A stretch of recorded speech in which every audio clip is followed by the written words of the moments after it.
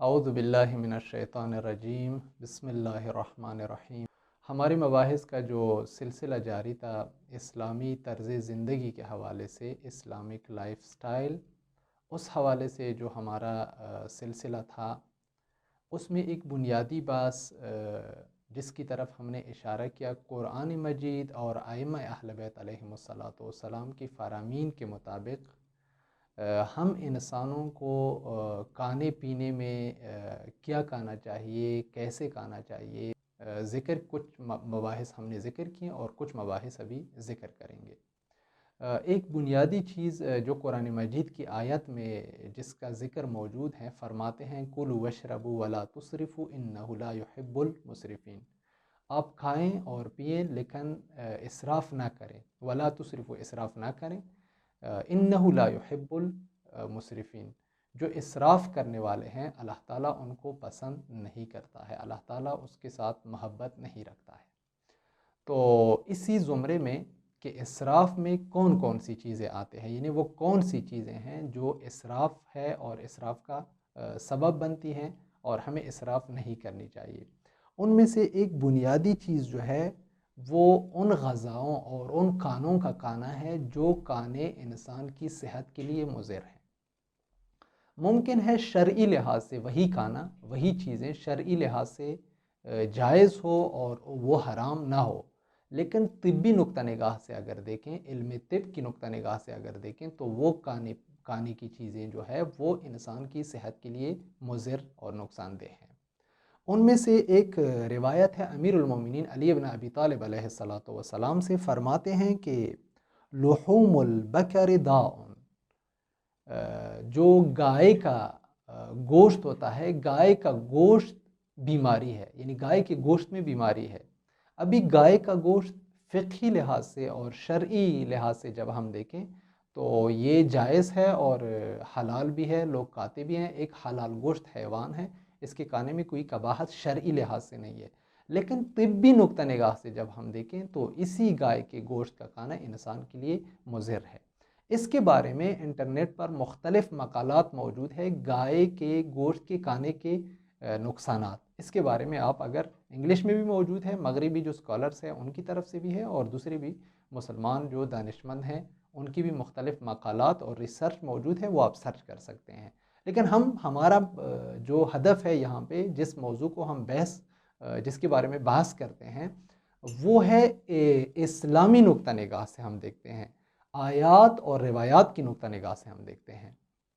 تو اس روایت میں امیر المومنین علیہ السلام فرماتے ہیں کہ لحوم البکر داء، گائے کا گوشت اس میں بیماری ہے، وہ بیماری ہے، وَأَلْبَانُهَا دَوَاءٌ، اور اس کا جو دودھ ہے، گائے کا دودھ، وہ علاج ہے انسان کے لیے، وَأَسْمَانُهَا شِفَاءٌ، اور اس کا جو دودھ سے جو گھی بنایا جاتا ہے، دہی بناتے ہیں، دہی سے جو گھی بنایا جاتا ہے، گھی میں کیا ہے، انسان کے لیے شفا ہے۔ تو ابھی اس روایت کی طرف اگر ہم دیکھیں، اس میں جو ایک اہم نقطہ ہے اس روایت میں وہ یہ ہے کہ روایت میں یہ نہیں آیا ہے کہ لحوم العجل، یعنی بچڑے کے گوشت کا نہیں آیا ہے، بلکہ لحوم البقر، گائے کا جو گوشت ہوتا ہے، یعنی وہ جس پہ گائے کا نام صدق کرے، یعنی جس کو گائے کہا جائے، کیونکہ بچڑا جو ہے اس کو آپ گائے نہیں کہتے ہیں بلکہ اس کے لیے عجل، لفظ عجل استعمال ہوا ہے، اور عجل جو ہے اس کا گوشت جو ہے وہ انسان کے لیے مفید ہے، اس کو طبی نقطہ نگاہ سے بھی کوئی مسئلہ نہیں ہے اور شرعی نقطہ نگاہ سے تو ویسے بھی مسئلہ نہیں ہے، بلکہ اس کا گوشت ایک نرم گوشت اور بہترین گوشت ہے، وہ انسان کی صحت پہ اس کی کوئی برے اثرات نہیں ہے۔ لیکن گائے کے گوشت کے انسان کے صحت پر وہ ہے سائیڈ ایفیکٹس ہے اور برے اثرات ہیں، اگرچہ حلال ہے، لیکن روایات میں ہمیں اس طرح بتایا گیا ہے کہ اس میں بیماری ہے، تو اس سے بچنا چاہیے۔ یعنی اگر اس چیز کو ہم کھائیں گے تو یہ بھی اسراف میں آتا ہے، یعنی ایک چیز ہے جس کے بارے میں روایت میں یہ چیز موجود ہے کہ یہ چیز اس میں بیماری ہے، تو اس سے ہمیں بچنا چاہیے۔ اگر ہم نے کھا لیا تو یہ ایک قسم کا اسراف ہے اور اسراف میں شامل ہوتا ہے۔ ایک اور چیز جو اسراف میں شامل ہوتا ہے وہ یہ ہے کہ وہ چیزیں کہ جو متنوع جو غذائیں ہوتی ہیں، اس کا کھانا جو ہے یہ بھی ایک قسم کا اسراف ہے۔ قرآن کی ایک آیت کی طرف دیکھتے ہیں، بنی اسرائیل کے بارے میں ہے کہ جب بنی اسرائیل نے حضرت موسیٰ علیہ السلام سے کہا کہ یہ جو اللہ تعالیٰ سے ایک کانا ہمارے لیے نازل ہوتا ہے آتا ہے یہ ہمارے لیے کافی نہیں ہے، ہم اس پہ صبر نہیں کر سکتے ہیں، یہ اس کو ہم نہیں چاہتے ہیں، بلکہ آپ کیا کریں، ہمارے لیے دعا کریں اپنے رب سے، ہم اپنے رب سے چاہیں کیا چاہیں، مما تنبت الارض من بقلها وکثائها وفومها وعدسها وبصلها، آپ ان سے ہمارے لیے کیرا، ہمارے لیے جو ہے سبزیجات، ہمارے لیے لہسن، ہمارے لیے مسور کا دال، ہمارے لیے پیاز، یہ چیزیں چاہیں، مختلف چیزیں ہمارے لیے چاہیں کہ اس سے ہم فائدہ اٹھائیں، یہ بنی اسرائیل کہہ رہے تھے۔ تو اللہ تعالیٰ فرماتے ہیں قال اتستبدلون الذی هو ادنی بالذی هو خیر، آیا تبدیل کرتے ہو ایک ایسی چیز کو جو ادنا بہتر چیز ہے اس کو ایک ادنا اور ایسی چیز پر تبدیل کرنا چاہتے ہو جس کی اہمیت کم ہے، یعنی جو اللہ تعالیٰ کی طرف سے جو کھانا آپ کے لیے، آپ لوگوں کو بنی اسرائیل کے لیے آتا ہے، اس کھانے کو آپ کیوں تبدیل کرنا چاہتے ہیں دوسروں کھانوں کے اوپر؟ وہ دوسرے کھانے متنوع کھانے ہیں، اگرچہ وہ متنوع ہے لیکن اس سے یہ کھانا بہتر ہے، یہ ایک کھانا اس سے بہتر ہے۔ اس آیت سے ہم یہ استفادہ کر سکتے ہیں، یہ اگر آیت کی طرف ہم دیکھیں وہ یہ ہے کہ مختلف کھانے جو ہے یہ انسان کی صحت پہ برے اثرات اس کی وجہ سے پیدا ہو جاتی ہیں۔ جس طرح آپ دیکھتے ہیں جو بڑے لوگ ہوتے ہیں جن کے کھانے پینے مختلف ہوتے ہیں، ہر چیز کھاتے ہیں، ہر چیز پیتے ہیں، مختلف ہوٹلوں میں مختلف جگہوں پہ جاتے ہیں، تو ان کی بیماریاں بھی زیادہ ہوتی ہیں۔ اس کی وجہ وہی جو متنوع اور مختلف کھانے ہیں وہی ہے۔ اور جن لوگوں کا کھانا سادہ ہے اور ایک قسم کا کھانا ہے، نارمل کھانا ہے، ان کی بیماریاں کم ہے، زحمت کم ہے، خرچہ کم ہے، سب کچھ ان کا کم ہے،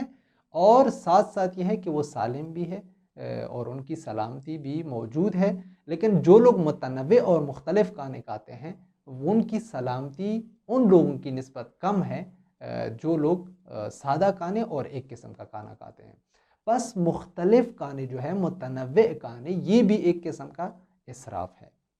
بس انسان کو چاہیے کہ ایک سادہ کھانا اور مختصر کھانا ایک ہی کھانا کھائے جو انسان کی صحت کے لیے ضروری ہو، اور اس کے ساتھ انسان کی زندگی محفوظ رہے، اور اس کے ساتھ انسان زندہ رہے، اور اس کی صحت اور سلامتی برقرار رہے۔ اگر ہم یہ کام کریں تو ایک کھانے کے ساتھ ہم پوری زندگی وہ کر سکتے ہیں، زندہ رہ سکتے ہیں اور بہتر زندگی گزار سکتے ہیں۔ جس طرح بعض علماء کے بارے میں ہے، مثلا یہاں پہ قم میں ایک عالم دین تھے آغائے بہلول کے نام سے، آیت اللہ بہلول کے نام سے، وہ جو تھے اس کے بارے میں ہے کہ وہ پوری زندگی میں اس کا اکثر کھانا روٹی اور دہی ہوتا تھا، وہ روٹی اور دہی کے ساتھ پوری زندگی اس نے گزار دی، اور پوری زندگی بہت زیادہ عمر بھی اس نے کی۔ یا آپ دیکھتے ہیں ہمارے جو مراجع اعظام ہیں، مجتہدین کرام ہیں، ان کی عمر جو ہے، کسی کے عمر جو ہے ابھی 95 سال ہے، کسی کا عمر 100 سال ہے، کسی نے 100 کو بھی کراس کیا ہے، کسی کا 80 سال عمر ہے، اور ابھی تک جاتے ہیں، ان کی بالکل سلامتی ہے، ان کو شوگر نہیں ہے، ان کو بلڈ پریشر کا کوئی مسئلہ نہیں ہے، بالکل سالم زندگی گزارتے ہیں۔ اس کی وجہ یہ ہے کہ اگر ہم بھی ان علماء کی طرح، مجتہدین کی طرح اسلامی طرزی زندگی جو اہل بیت نے اور قرآن نے ہمیں بتایا ہے، اگر اسی کے مطابق زندگی گزاریں تو اس کی وجہ سے ہم بھی سلامتی کی زندگی گزار سکتے ہیں۔ والسلام علیکم ورحمۃ اللہ وبرکاتہ۔